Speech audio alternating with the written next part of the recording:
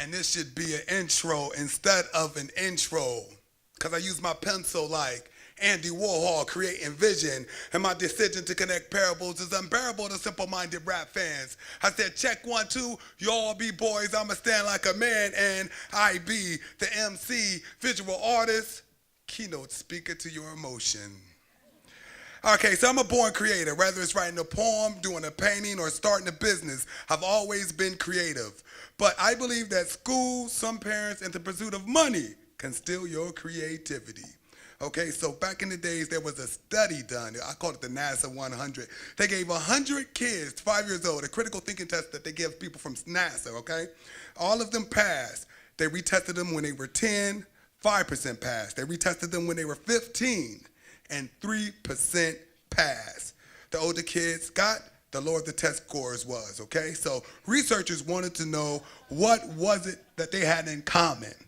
It wasn't socioeconomic, it was only one thing. They found that they all started school at the same time. Some schools want you to work and they teach you how to work for the local labor market, not create it. All right, so when I was young, for an example, I thought Captain Kirk was awesome. Thought he was the bomb. I was drawn to his little transmitter, you know, beam me up, Scotty. I thought it would be great if I could talk to my mom on one of them things. So I began blueprints to create the Kirk XL transmitter. Took it to my teacher, and she told me I was wasting my time. Years later, bam! The flip phone came and gone. My inner entrepreneur, artist, inspired me to start developing the Kirk XL transmitter. However, I wasn't encouraged. Why? Because I was thinking outside the box, and that was never intended for school. So, another example, the Jetsons, stop this crazy thing. I was drawn to the way they used to communicate on their little computer screens. I thought it'd be great for me to talk to my mom on one of those things too. So I began to draw blueprints on how I was gonna make the Jetson 2000. Took it back to school, showed my teacher. She told me I was wasting my time. Years later, you know it, FaceTime. My inner entrepreneur, artists inspired me to start developing the Jetson 2000. However, I wasn't encouraged. Why? Because they thought I was crazy. Thought I was crazy. So school really didn't encourage me, but my mom did. I told my mom I wanted to create the cursive numbers because, they got cursive letters. Why not numbers? She said, great. Gave me a pen and pad, and I couldn't wait to go to school and show my mean teacher, I couldn't wait for that to happen. So you know what happened.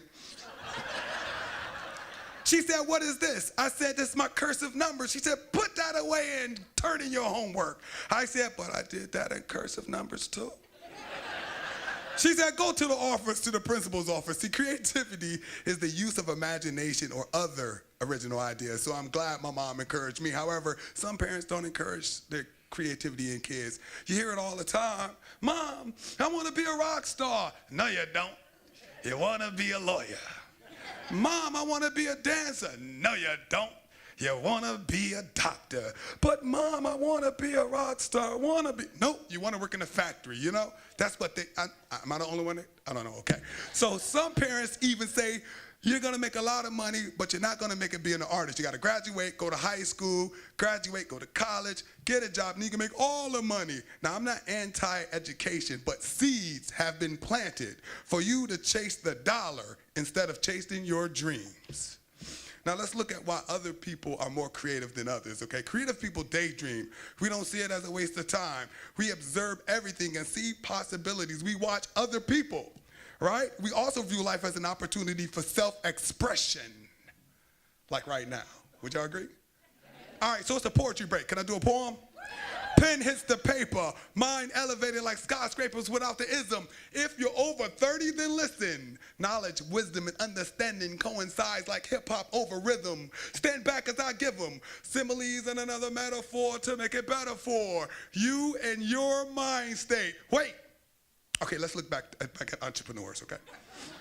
So you have to be able to identify a problem, then create a solution. Identify a problem, create a solution, then somebody might pay for it, right? That's business 101. However, you also have to be creative, innovative. You have to have inspiration and vision. For example, the San Francisco Gold Rush. Everybody went there for gold except two brothers. They went to sell tents thinking outside the box. Come to find out, gold miners didn't need tents. They needed something to wear so while they was digging for gold, right? So the older brother saw an opportunity, being creative. He took a tent, made some pants out of it, put pockets on them so they could carry tools on it, and what do you know?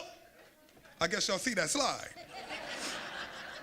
Being creative and recognizing opportunity, they came up with the Levi's jeans, 1873, and some of you got some on today. Still buying them, okay? So entrepreneurship is one thing, but encouragement is important. It's necessary to keep new ideas flowing. Encouragement is giving support, confidence, or evidence to someone so they will continue to do something, right?